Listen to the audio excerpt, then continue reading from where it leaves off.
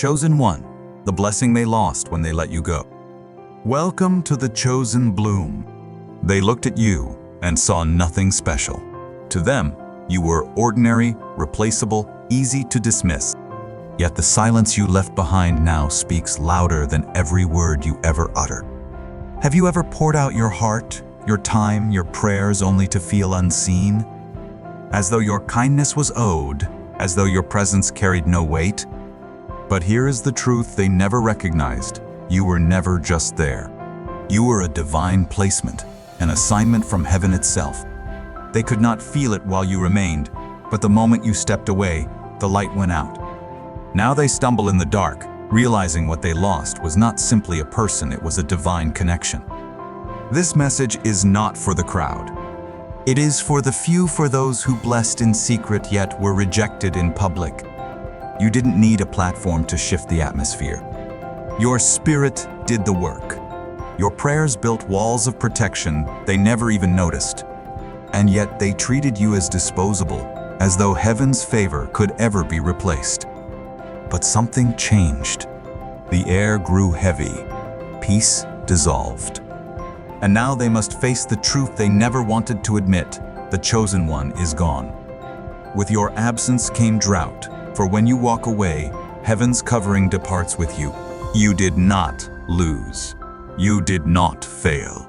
You were removed by divine order, shielded, repositioned, hidden in the safety of God's hand. And those who misused your presence now learn the hard way. Not every blessing can be replaced. Chosen one, if this resonates in your spirit, declare it now. Drop a 99 in the comments, for the 99 left behind will never feel complete without the one heaven appointed. And if you haven't yet, like this video, subscribe to the Chosen Bloom, and share it, so this word reaches every chosen one who has been overlooked, mistreated, yet is now rising.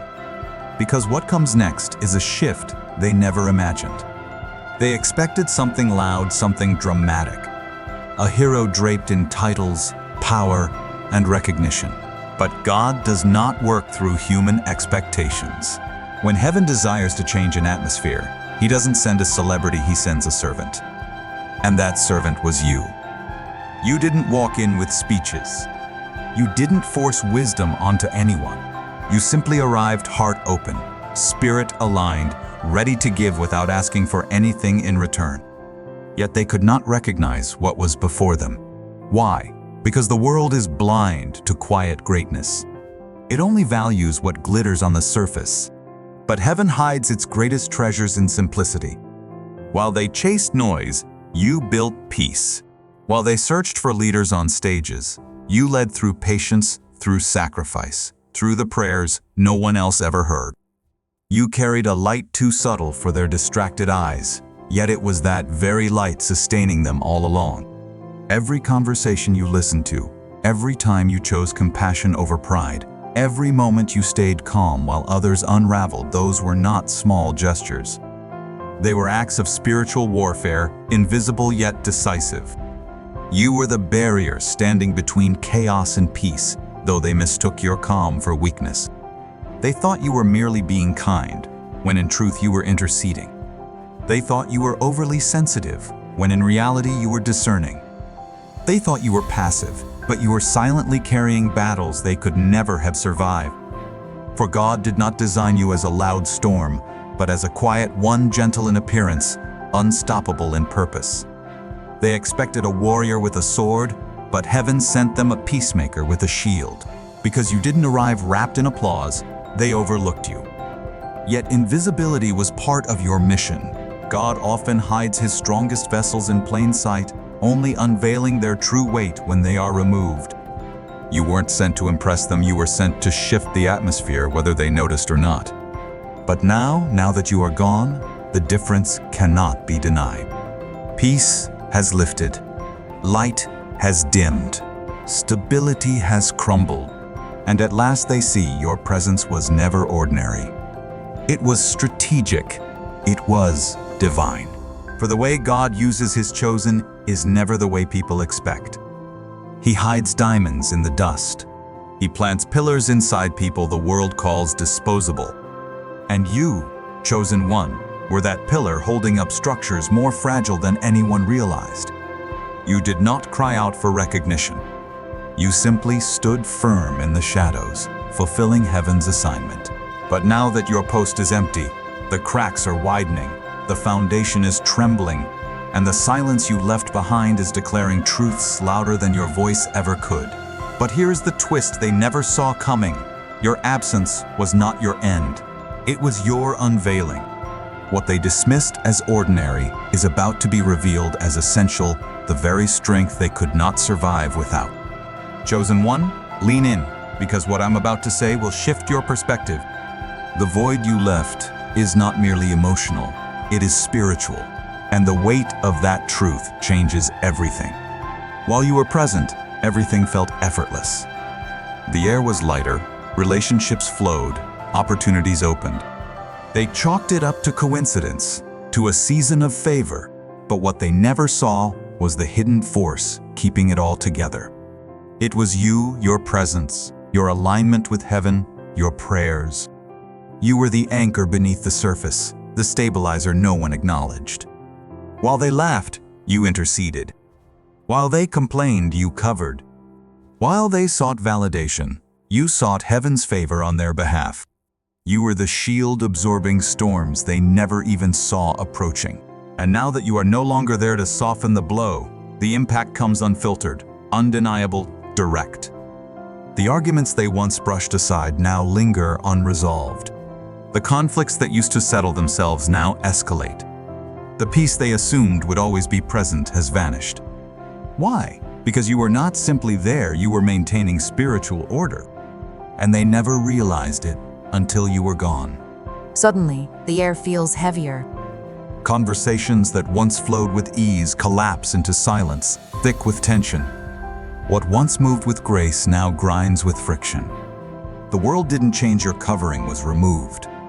For when God plants a chosen one in a place, they do not merely enter a room, they shift it. Their very presence carries divine alignment. But when dishonor enters, heaven withdraws what it once allowed. And that is exactly what they are experiencing now. They never believed your absence would matter because they never understood what your presence provided. They were blinded by your simplicity, dismissing the quiet authority you carried. But now the weight is undeniable. The balance is gone. The lightness has turned into fog. They are beginning to see you weren't just helpful. You were essential. Every place you prayed over, every relationship you covered, every situation you carried with grace, they are unraveling now because the thread holding it all together was you. They feel the gaps. They see the cracks. Not because you cursed them, but because you blessed them in ways they never had the maturity to recognize. Now, the silence is their teacher. Each obstacle echoes the absence of your prayers. Each wave of chaos reflects the peace you once sustained. And though you never wanted to be the center of attention, heaven is making your impact undeniable. You only wanted to serve. Yet now the vacancy you left has become the loudest voice in the room. What they once dismissed as not that serious now weighs unbearably heavy. What they once mocked in your discernment, they now crave as clarity. What they once called too much, they now miss desperately as they suffocate in the drought you once quenched with your presence. And here's the truth they still cannot see. Your absence is not punishment, it is revelation. It is God teaching through distance what they refuse to learn through proximity. But chosen one, hear this warning, what they feel now is only the beginning. For when heaven removes a vessel, it also removes the access that vessel carried. This is why rejecting a chosen one does not merely close a door. It shifts an entire atmosphere into a season of consequence. When they dishonored you, they thought they were dismissing a person. But in the spirit, they were severing a divine connection. They saw you as someone simply trying to help. Yet heaven saw you as a carrier of solutions to prayers they had long been crying out. Their rejection was never just personal, it was spiritual. You were not there by accident. You were a sent vessel, an answer wrapped in humility. And when they chose dishonor, they did more than offend you. They triggered a law they never knew existed, not the law of human revenge, not karma, but the unshakable principle of God's order, the law of consequence. Because when you reject what God has sent to bless you, you are not closing the door on a person, you are closing the door on a move of God. That is why what once flowed with ease now feels forced. Why doors that once opened without effort are now sealed shut. This is not bad luck. It is dishonor creating a spiritual blockade. Where peace once reigned, tension now rises. Where divine alignment once guided, confusion now rules. Not because you wished them harm, but because your presence was a covering they tore down with their own hands. They mocked your prayers, never realizing they mocked their own protection. They disrespected you, not knowing they were clashing with heaven itself. And when dishonor reaches its limit, God responds. Not with thunder, not with warning cries, but with silence, a holy silence that lifts His grace from environments that refuse to honor His vessels. This is not about ego. It is not about pride. It is about divine order.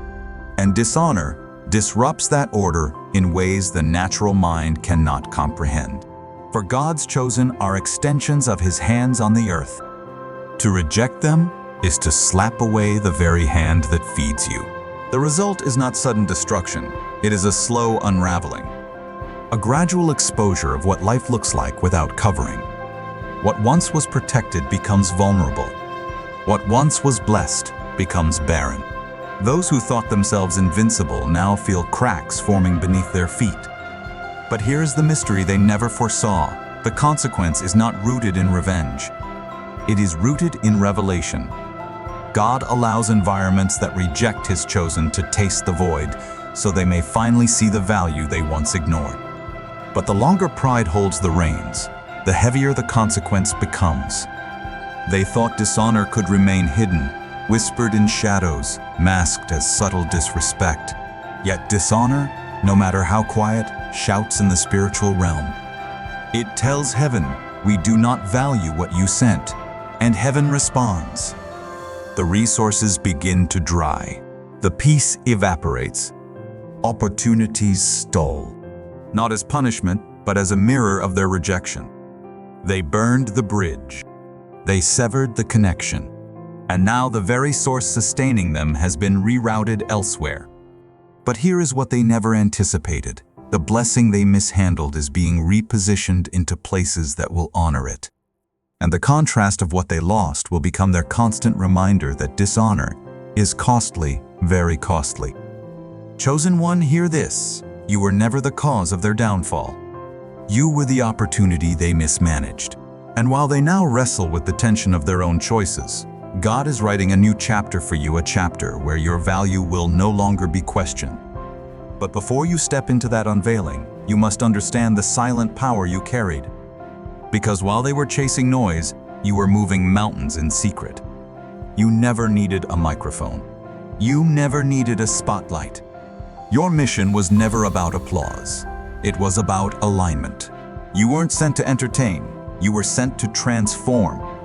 And you did it in the most powerful way possible, silently. While they chased validation, you sought intercession. While they fought for attention, you fought in the spirit for their peace. They never saw the battles you waged on your knees. They never heard the prayers you whispered when no one else was watching. But heaven heard. Heaven saw. And because of your obedience, the atmosphere shifted. You didn't stand on a stage, you stood in the gaps. The cracks they ignored, you sealed with prayer. The wounds they mocked, you covered with healing balm. Every place that was breaking, you held together with unseen strength. And yet they did not notice because your power was hidden, your impact veiled. That is the mark of the chosen. You do not enter a room to be seen, you enter, and the atmosphere bends to your presence. You shifted energies. You calmed storms before they erupted. You turned chaos into calm, sometimes with a word, sometimes with a glance, sometimes with nothing more than simply being there. But now that you have stepped away, the dominoes are falling.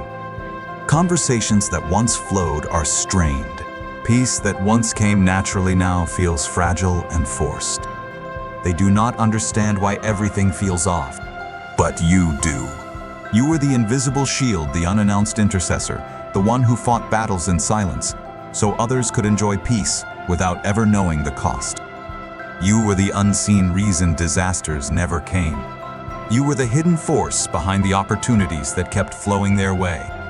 Not because you boasted, but because you stood faithfully in the spiritual gap on their behalf.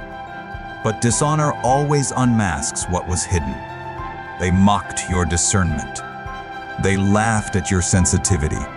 Yet now they are searching for what is missing, and all they can hear is the echo of your absence. They called you too serious, but now they are drowning in the very chaos you once absorbed in silence. They accused you of overthinking, but now they stumble through reckless decisions with no one left to bring balance. They underestimated you because they never recognized what you carried. But make no mistake, the enemy knew. The spiritual realm knew. That is why the attacks against you were relentless. That is why you felt the heaviness, the exhaustion, the resistance that had no name. Because while they lived in comfort, you were fighting storms that carried both your victory and theirs. They never saw it. Because true servants don't announce their battles, they win them quietly. And now that you are gone, the veil has been lifted. They are beginning to understand that you were never just there. You were holding together the spiritual framework of their lives. Every chain you broke in silence, every atmosphere you cleansed with prayer, was a battle they never had to fight. But now, with you gone, the air has grown heavier. The conversations are strained. The unity is fractured, because the one who silently held it all together has been removed. And here's the mystery they cannot solve. How could someone so quiet, so ordinary, leave behind such a massive void? The answer is this: you were not there for recognition. You were heaven's strategic anchor, placed for divine preservation. But when dishonor collides with divine assignment, God will always protect his vessel. And sometimes, protection looks like removal. Chosen one, you were never their problem, you were their shield. But now that the shield is gone, the impact strikes directly. And every ripple of your absence exposes a deeper truth they were never ready to face. Yet this is not the end, because what dishonor destroyed, humility alone can restore. The question is, will they find it in time? Or will their pride keep them locked in a cycle of consequences they never saw coming? There is a key that unlocks every door pride has sealed shut. A force powerful enough to reverse spiritual droughts, mend fractured atmospheres, and restore what dishonor broke. That key is not a strategy. It is not a clever plan. It is humility. For humility is not a surface-level apology. It is not a hollow, "I'm sorry spoken to," check a box. True humility is deeper. It is a surrender of the heart. It is the courage to confront what was once ignored and to honor what was once overlooked. To admit, I was blind. I misjudged. I dishonored what heaven sent me. That level of honesty is rare. Because the world trains people to fight for their pride, to cling tighter to their opinions, to never confess they were wrong. But heaven does not move through pride. Heaven moves through humility. When they rejected you, they were not simply closing their hearts to you. They were closing off the flow of God's hand moving through you. And every blessing that withered after your absence now cries out this one truth: pride will always bankrupt what honor was designed to multiply. But here is the beauty: restoration is never out of reach. It is one decision away. A single moment of humility can unlock what years of pride have kept in chains. Humility is the mirror no one wants to face, because it exposes the parts ego worked so hard to hide. It confronts the illusions, strips away the excuses, and reveals the truth that was always in plain sight. For those who mistreated you, humility will demand a costly confession. That quiet presence I dismissed was a divine covering. That soft voice I mocked was a prophetic guide. That person I called too much was the very one sent to hold my life together. But here lies The catch: humility costs pride, and not everyone is willing to pay that price. If they cling to arrogance, the weight will grow heavier, the void will deepen, and the ripple effects of dishonor will echo through every corner of their lives. Yet if humility breaks through, healing rushes in. For God does not withhold restoration out of vengeance. He waits for alignment. He waits for hearts to bow, for eyes to open, for hands to finally release the grip of arrogance. Once humility enters, the blockages begin to break. What felt heavy turns light. What was stuck begins to move. For God resists the proud but gives grace to the humble. Chosen one, hear me, you are not the one who must beg for recognition. You were faithful. You completed your assignment. Now it is their turn to choose. And that choice will determine whether they remain in drought or step into restoration. But here is what they do not yet understand. Humility does not only repair the past, it unlocks a future they never imagined possible. When they finally honor what they once rejected, heaven responds with multiplication. The peace you carried returns. The blessings that were delayed are released. But it all rests on one act of courage: humility. So, the question stands, will they bow or will they break? The time for pretending has ended. The silence has revealed the truth. And now, only humility can rewrite the outcome. But before this chapter closes, chosen one, there is one more revelation you must hear. Your absence was never the end of your story. It was the beginning of your elevation. Everything you endured was preparation for a platform only heaven could give. Listen closely. They rejected you. Yes, they underestimated you. They dismissed you as replaceable. But heaven never let you go. What they discarded, God promoted. What they thought was your end, heaven marked as your unveiling. Your absence was not loss. It was the opening of a heavenly stage where your purpose will be honored. And what once ignored you will feel the weight of your mission. What once pushed you aside will now watch as God elevates you into places where your value will not only be seen, it will be celebrated. The void they feel today is not punishment, it is an echo. The echo of the impact your presence left in their lives. They are now forced to face what you had been silently holding together all along.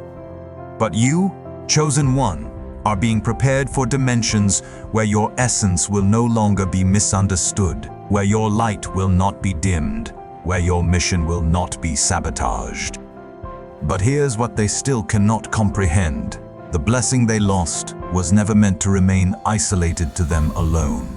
Your presence was not just a covering for their individual lives, it was a divine catalyst designed to multiply through every sphere they touched. When God places a chosen one in someone's path, He is not merely blessing that person. He is establishing a spiritual epicenter from which blessings flow outward like ripples in still water. While you were there, their family felt the peace, though they attributed it to coincidence. Their workplace flourished, though they credited it to their own efforts. Their relationships deepened, though they assumed it was natural growth. Their children walked in unusual favor, though they thought it was simply good luck. What they never realized was that your prayers, your presence, your spiritual covering was creating a compound effect, multiplying blessings far beyond what the naked eye could see.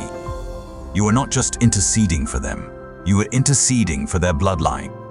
Not just covering their present, you were sealing their future. Every prayer you whispered over their household was building invisible walls of protection around generations they had not yet met. Every time you stood in the gap, you were redirecting the trajectory of their family tree toward divine alignment.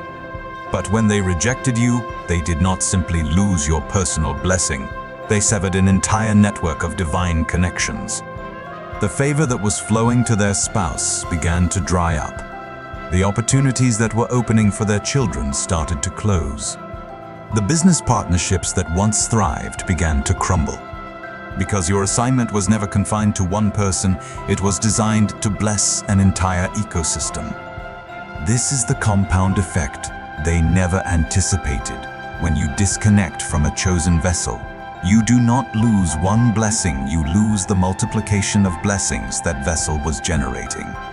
The stream stops flowing not just to them, but through them. Their ability to be a blessing to others diminishes because the source of their spiritual strength has been removed. Now they stand confused, watching as relationships that once brought them joy become sources of tension.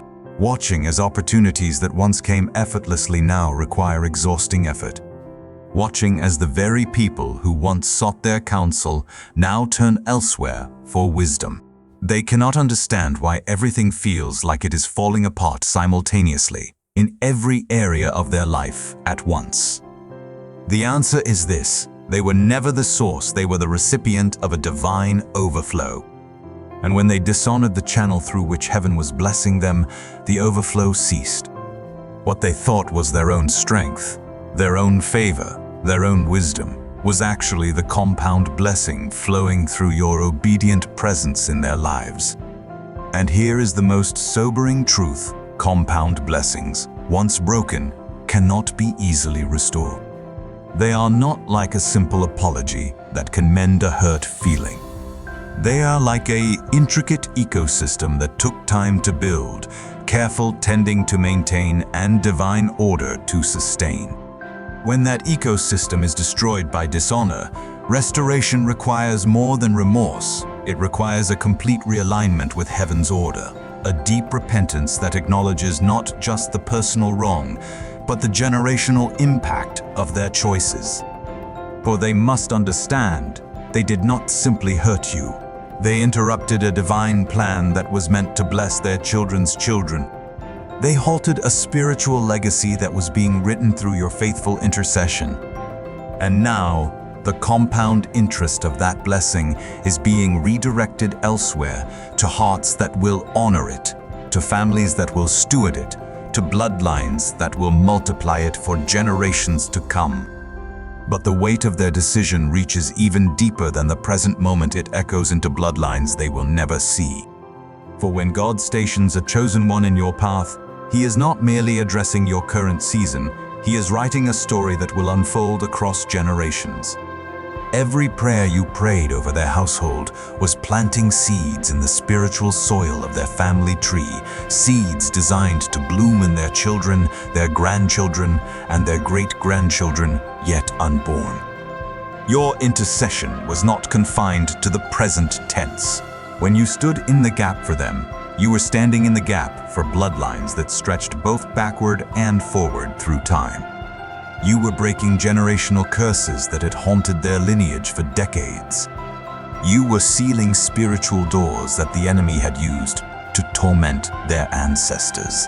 You were establishing covenants of protection that were meant to shield their descendants from battles they would never have to fight. But now, with your covering removed, those ancient doors creak open once again. The patterns their grandparents struggled with begin to resurface in their children. The addictions, the broken relationships, the financial instability, the spiritual darkness that you had quietly been holding at bay through your faithful prayers, all of it comes flooding back like a tide that was temporarily held behind a spiritual dam. Their teenagers, who once walked in unusual wisdom and favor, suddenly begin making reckless decisions that mirror the mistakes of previous generations. Their young children, who once slept peacefully through the night, now wake with unexplainable fears and nightmares.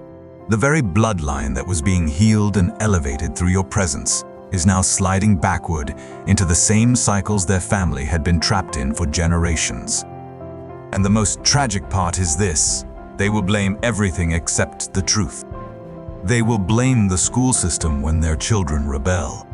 They will blame the economy when opportunities dry up. They will blame generational trauma when depression returns to their family line. But they will never connect the dots to the moment they dishonored the vessel God had sent to break those very chains. For you were not just a friend in their present, you were a bridge to their future. Your assignment was generational. Every time you chose to stay when they pushed you away, every time you prayed instead of retaliating, every time you covered their mistakes with grace instead of exposing them with judgment, you were rewriting their family's spiritual DNA. You were authoring a new legacy for children who don't even exist yet. But when they severed that connection, they did not simply lose your friendship, they lost the generational breakthrough that was being birthed through your obedience. The children they will have 10 years from now will not inherit the spiritual advantages you were establishing for them. The doors of opportunity that were supposed to open wide for their descendants will remain closed. The divine connections, the supernatural favor, the protection from dangers both seen and unseen, all of it was rerouted to bloodlines that would honor the vessel through which it flows. And here is the haunting reality. Their children will pay the price for a decision they never made. Their grandchildren will struggle with battles that were already won in the spiritual realm, but lost in the moment their parents chose dishonor over divine alignment. The generational wealth, not just financial, but spiritual, emotional, and relational that was being built through your faithful intercession has been interrupted, perhaps permanently. For generational blessings, unlike individual ones, cannot be quickly restored. They are like mighty oak trees that take decades to grow, but can be cut down in a single afternoon. What you were building in the spirit through years of faithful covering, they destroyed in moments of prideful rejection. And while God's mercy is infinite, the natural consequences of spiritual decisions often echo through time in ways that even repentance cannot fully reverse. This is why the enemy fought so hard to turn them against you. He knew that your presence in their lives was not just about them, it was about the generations yet to come. He knew that if you remained faithful to your assignment, their children would walk in a level of divine favor that would devastate his plans for their bloodline. So he whispered lies, stirred up offenses, and orchestrated circumstances designed to make them push away the very person God had sent to secure their family's future. And they fell for it. Not because they were evil, but because they could not see beyond the present moment. They could not perceive that their treatment of you was determining the spiritual atmosphere their descendants would inherit. They thought they were simply ending a relationship, when in reality, they were rewriting the destiny of generations. And now, in their desperation to fill the void you left behind, they search frantically for a replacement. They look for someone else to pray like you prayed, to cover like you covered, to stand in the gap like you stood. But here is the mystery they cannot solve. No matter how hard they try, no matter how many people they invite into that space, nothing fits. The emptiness remains. The atmosphere stays heavy. The peace refuses to return. Why? Because what they lost was not a role that could be filled by anyone willing to volunteer. What they lost was a divine assignment, custom crafted in heaven's workshop, specifically designed for their unique situation. You were not randomly placed in their lives, you were sovereignly positioned. Your spiritual DNA, your prayer language, your particular blend of gifts and calling were hand-picked by the Father to address their specific needs, to heal their particular wounds, to unlock their distinct destiny. When God forms a chosen vessel, He does not work from a template. He does not create spiritual photocopies. Each chosen one carries a signature frequency that resonates with heaven in a way that cannot be replicated or imitated. Your prayers carried a unique sound in the throne room. Your intercession opened specific doors that only your voice could unlock. Your presence created a particular atmosphere that only your spirit could generate. They may find someone more talented, more eloquent, more charismatic. They may surround themselves with people who seem more impressive on the surface, more accomplished in the natural realm. But they will never find another you. Because you were not chosen for your resume, you were chosen for your spiritual fingerprint. You were not selected for what you could do, you were appointed for who you were in the spirit. This is why their attempts at replacement feel hollow, forced, inadequate. They bring in others to pray, but the prayers bounce off the ceiling. They seek counsel from new voices, but the words lack the penetrating wisdom you carry. They invite different people to fill your role, but the chemistry is wrong, the flow is disrupted, the supernatural element is missing. What they don't understand is that your assignment was written in heaven's registry before you were born. Your placement in their lives was not an accident of timing or convenience. It was a divine appointment, scheduled in eternity, confirmed by the Holy Spirit, and released at precisely the right moment in their story. You were the answer to prayers they didn't even know they had prayed. You were the solution to problems they couldn't yet see coming. You were heaven's strategic response to their deepest needs. But divine assignments cannot be transferred. They cannot be reassigned to willing volunteers. They cannot be duplicated by well-meaning friends. When God removes his chosen vessel from a situation, he does not immediately send another one to take their place. Sometimes, he allows the emptiness to remain as a testament to what was lost. Sometimes he lets the silence echo as a reminder of what was rejected. And so they scramble, trying to piece together a substitute from fragments of different people. They take one person's prayer life, another person's wisdom, someone else's spiritual sensitivity, hoping to reconstruct what they carelessly threw away. But it's like trying to rebuild a masterpiece by gluing together pieces from different paintings. The result is a distorted collage that bears no resemblance to the original work of art. The truth they're beginning to discover is this: some blessings, once lost, cannot be replicated. Some assignments, once rejected, cannot be reassigned. Some vessels, once broken, leave behind a particular shape of emptiness that no other container can fill. You were irreplaceable not because you were perfect, but because you were purposefully designed for their specific needs by a God who never makes duplicates. This realization brings with it a weight that grows heavier with each passing day. Every failed attempt to replace you only amplifies the magnitude of their loss.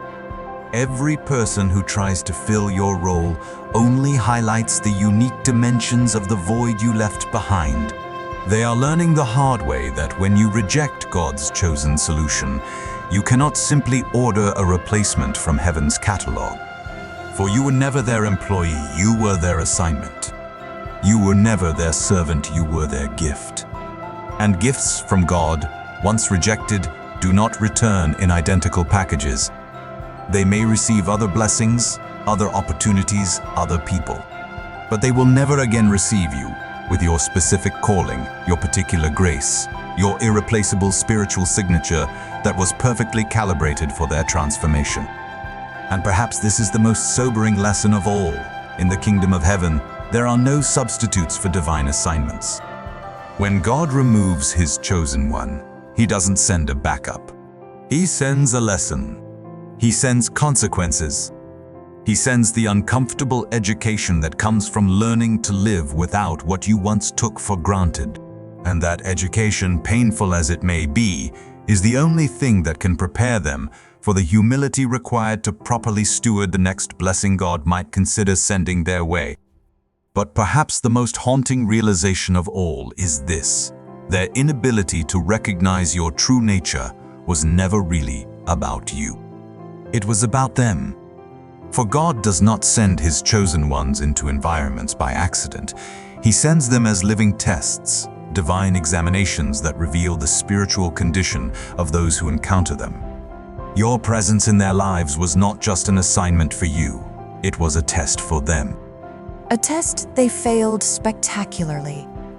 This is the hidden dimension they never perceived. Every interaction with you was an opportunity for them to demonstrate spiritual discernment, to show heaven whether they possessed the wisdom to recognize divine treasure when it appeared in humble packaging. Your quiet strength was testing whether they valued character over charisma. Your gentle corrections were examining whether they preferred truth over flattery.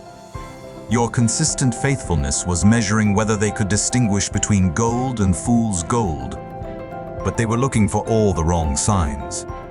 They expected God's chosen to arrive with fanfare, with credentials, with obvious displays of power that would make recognition effortless.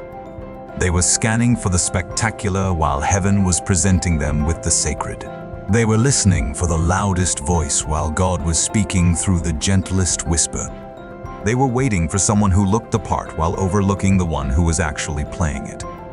This is how the test works. God wraps his most precious gifts in the most ordinary packages. He hides his strongest warriors behind quiet demeanors. He conceals his deepest wisdom within humble vessels. Because he is not interested in those who can only recognize the obvious, he is searching for those with eyes trained to see beyond the surface, hearts tuned to discern spiritual frequencies that others miss entirely. Your unremarkable appearance was part of the examination. Your lack of self-promotion was a component of the test. Your refusal to demand recognition was itself a qualification that revealed your authenticity. Because true chosen ones never campaign for positions, they simply occupy them with faithful obedience. They don't announce their importance, their impact does the speaking. They don't fight for seats at tables, they build their own tables and invite others to feast. But those who fail the recognition test reveal something far more troubling about themselves than they realize. Their inability to see your value exposed their spiritual blindness. Their decision to dismiss your input revealed their pride. Their choice to dishonor your presence demonstrated their unfitness to steward greater blessings. For if they cannot properly value what heaven sends quietly, how could they ever be trusted with what heaven might send loudly? The test was designed with precision. Every moment you chose restraint over retaliation, you were giving them another opportunity to recognize wisdom.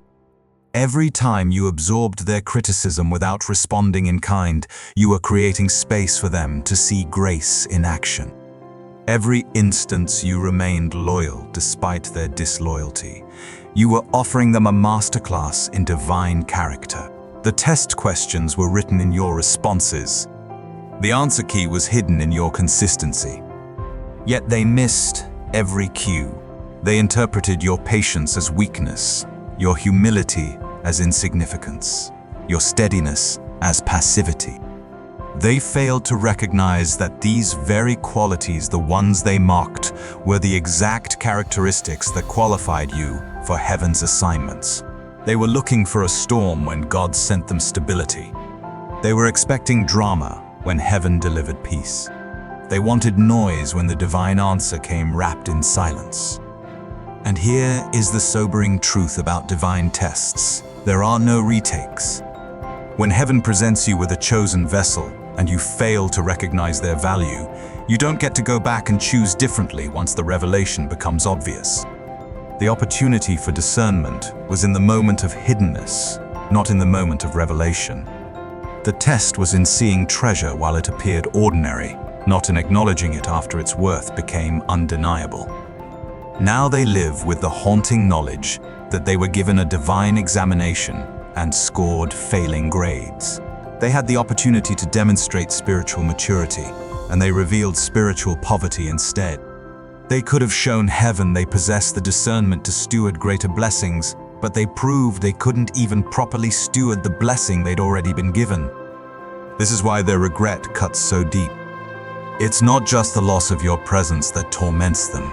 It's the realization that their failure to recognize you revealed something about their own spiritual condition that they weren't prepared to face. They discovered they were not as spiritually sharp as they believed. They learned they were not as humble as they claimed. They found out they were not as ready for divine promotion as they assumed. The recognition test exposed them. And now they must live with the knowledge that when heaven was watching to see if they had eyes to see and ears to hear, they proved themselves blind and deaf to the very blessings they had been crying out for. They failed the test not because it was too difficult, but because they were too proud to study for it, too arrogant to take it seriously, too self-important to recognize that they were being examined at all. Yet even in their failure, even in the weight of their recognition that they missed heaven's test, there remains a thread of hope that mercy has not completely severed. For while divine tests cannot be retaken, Divine grace operates on principles that transcend human understanding of second chances.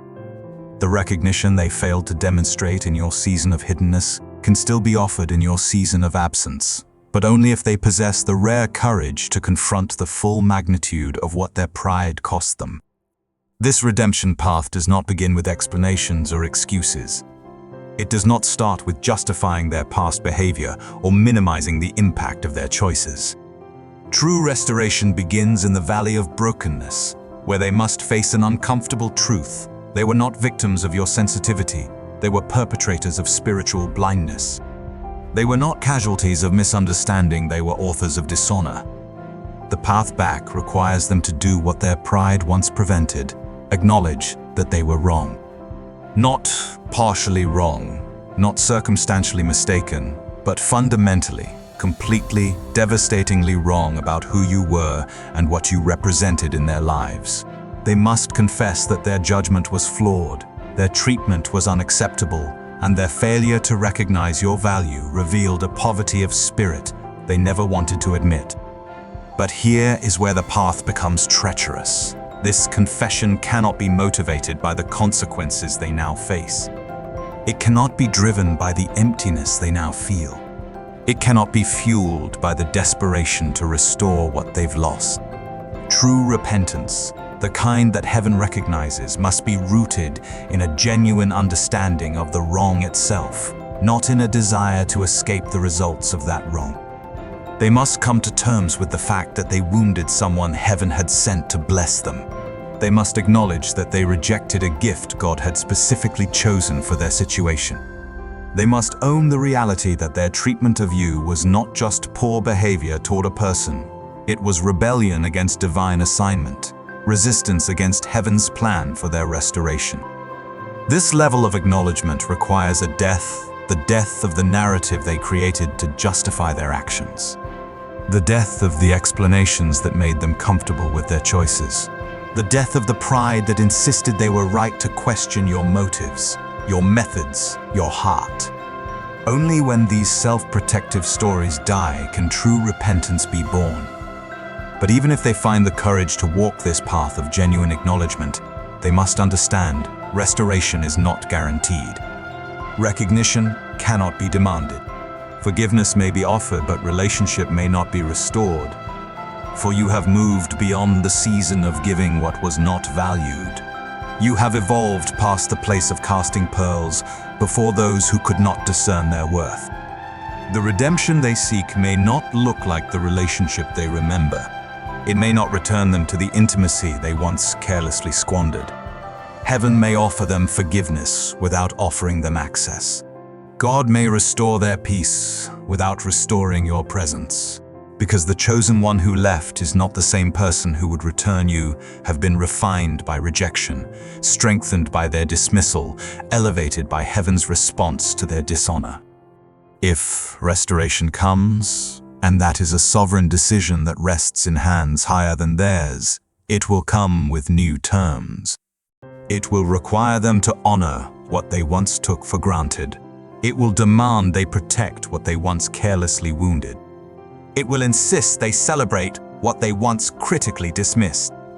The casual access they once assumed will be replaced by reverential approach. The entitled demands they once made will be transformed into grateful requests. But for many, this path proves too costly. The pride that prevented recognition now prevents repentance. The arrogance that caused the original wound now refuses the surgery required for healing. They prefer to live with the consequences of their choice, rather than pay the price of genuine acknowledgement. They choose the familiar pain of loss over the unfamiliar humility of ownership. And so they remain in the drought of their own making, occasionally glancing toward the path of restoration but never finding the courage to walk it. They see the road that could lead them back to honor, back to relationship, back to the blessings they forfeited, but they cannot bring themselves to pay the toll that passage requires.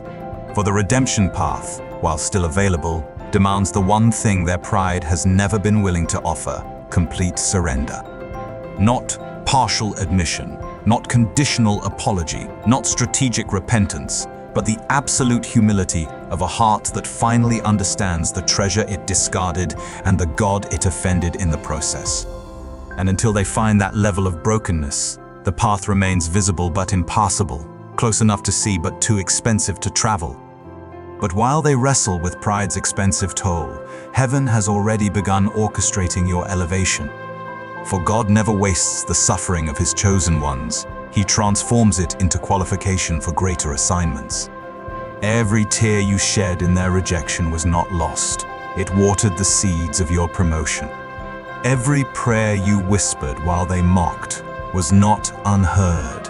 It ascended as incense that prepared a throne for your next season. Every moment you remained faithful, despite their faithlessness, was not unseen. It was recorded in heaven's archives as evidence of your readiness for larger territory. This is the mystery they could never comprehend. Their rejection was not your disqualification, it was your graduation. Their dismissal was not your demotion, it was your divine repositioning. What felt like an ending was actually an elevation ceremony disguised as exile. For heaven operates by principles that appear backwards to earthly thinking. Where man sees loss, God sees preparation. Where flesh perceives failure, the Spirit recognizes refinement. You have been removed from the small stage where your value was questioned and repositioned onto a larger platform where your worth will be celebrated. The assignment you thought you failed by walking away was actually the assignment you completed by remaining faithful through their unfaithfulness. Your endurance through their seasons of dishonor qualified you for dimensions where honor flows naturally, where your gifts are not just welcomed but actively sought, where your presence doesn't need to be explained or defended. Heaven has been preparing hearts that will receive what they rejected. While they struggled to see your value, God was cultivating vision in those who would become your next assignment. While they questioned your calling, heaven was confirming it in the spirits of those destined to benefit from your ministry. While they treated you as disposable, the Almighty was designing dispositions that would treasure what He was sending their way. And here is the beautiful irony. The very qualities they criticized in you are the exact characteristics that will make you invaluable in your new assignment. Your sensitivity, which they mocked as weakness, will be celebrated as divine discernment. Your quietness, which they mistook for insignificance, will be honored as profound wisdom. Your patience, which they exploited as permissiveness, will be revered as supernatural grace. What was rejected in one environment becomes the cornerstone in another. But your new assignment comes with elevated authority. You are not moving laterally, you are ascending. The influence you wielded quietly in the shadows is being magnified on stages they could never have provided. The prayers you whispered in secret are now being amplified through platforms they could never have offered. The covering you provided without recognition is now being expanded over territories they could never have imagined. For God's pattern is always the same. He takes those who served faithfully in the hidden places and promotes them to positions where their faithfulness becomes visible to many. He lifts those who are content to bless in secret and positions them to impact multitudes. He elevates those who never sought a platform and places them on stages where their humility becomes a beacon that draws others to authentic kingdom living. Your new assignment will not just be larger, it will be lighter. You will serve among those who understand your value instead of those who questioned it. You will minister to hearts that are already prepared to receive instead of spirits that constantly resisted. You will operate in environments where your giftings are celebrated instead of spaces where they were barely tolerated. The warfare is different too. You are no longer fighting to prove your worth has been established. You are no longer battling for recognition has already been granted by the only one whose opinion matters. You are no longer struggling for acceptance, you have been accepted into assignments that were designed specifically for who you are, not despite who you are. And perhaps, most significantly, your new assignment comes with divine protection that your previous season lacked. God will no longer allow environments that cannot properly steward His chosen vessel. He will shield you from atmospheres that cannot appreciate heaven's treasure. He will guard you from relationships that would repeat the patterns of dishonor you already endured and overcame. This is why you feel the shift happening even now. This is why doors are beginning to open that you didn't even knock on. This is why favor is following you in ways that feel effortless compared to the struggle of your previous assignment. Heaven is not just compensating you for what you lost, it is positioning you for what you gained through the process of loss. Your story of rejection is becoming a testimony of resurrection. Your season of being overlooked is transforming into an era of being overwhelmed with honor. And those who dismissed you are about to witness from a distance what they could have been part of up close, if only they had possessed the wisdom to recognize the treasure when it was within their reach. The chosen one they let go is about to become the chosen one they cannot reach. And that realization will complete their education in a way that no amount of consequences ever could. So, chosen one, as this word settles into your spirit, know this: your story is not ending with their rejection. It is beginning with heaven's recognition. What they could not see in your season of service, the entire spiritual realm has been celebrating in your season of elevation. What they dismissed as ordinary, heaven has always known was extraordinary.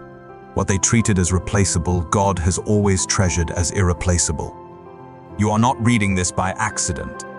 You are not hearing this word by coincidence. This message found you because heaven wanted you to know that their inability to recognize your worth says nothing about your value and everything about their vision. Their failure to honor your presence speaks nothing of your purpose and everything of their poverty. Their choice to let you go reveals nothing about your significance and everything about their inability to steward significance. The void they feel is your vindication. The emptiness they experience is your validation. The consequences they face are your confirmation that you were never just there, never merely helpful, never simply kind. You were strategically placed, divinely assigned, heaven sent for a purpose that only became visible in your absence. But hear this clearly: you are not called to find satisfaction in their struggle. You are not meant to gloat over their consequences or celebrate their drought. That would be beneath the character that qualified you for this assignment in the first place. Instead, you are called to something higher, to walk in the authority that rejection refined, to step into the confidence that dismissal developed, to embrace the elevation that their disrespect prepared you for. Your next chapter is not about them finally seeing your worth, it is about you fully embracing it. It is not about them recognizing what they lost, it is about you receiving what heaven has prepared. It is not about their regret, it is about your reward. For God is moving you from environments that questioned your value to territories that will celebrate your assignment. And when they see you flourishing in spaces they could never provide, when they witness you operating in authority they could never offer, when they observe you walking in favor they could never facilitate, it will not be to humiliate them, but to educate them. It will teach them the cost of spiritual blindness. It will show them the weight of divine assignments.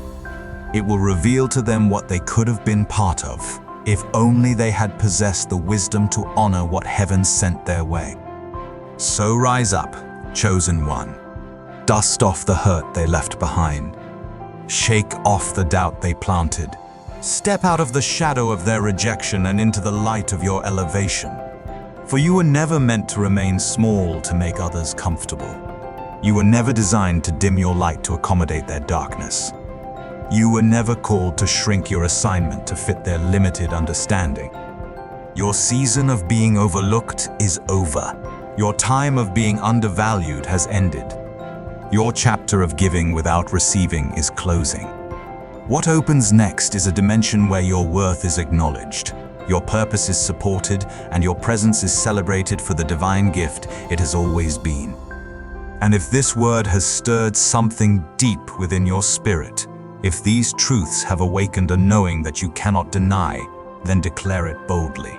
Drop that 99 in the comments, for the 99 left behind will never feel complete without the one heaven appointed.